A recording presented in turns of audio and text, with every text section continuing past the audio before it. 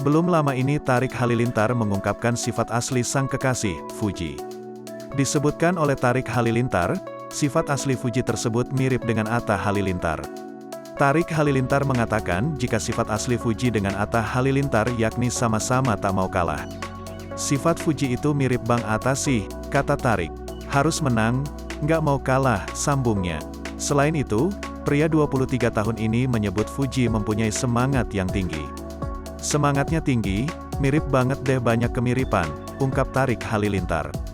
Ia juga mengatakan bahwa Fuji memiliki ego yang lumayan tinggi. Ego, lumayan. Tapi nggak apa-apa itu yang bikin dia nggak mau kalah dari orang lain, ucap Tarik. Jadi kalau dia misalkan dalam usaha atau bisnis, dia pasti akan berusaha semaksimal mungkin, makanya dia semangatnya tinggi, tambahnya.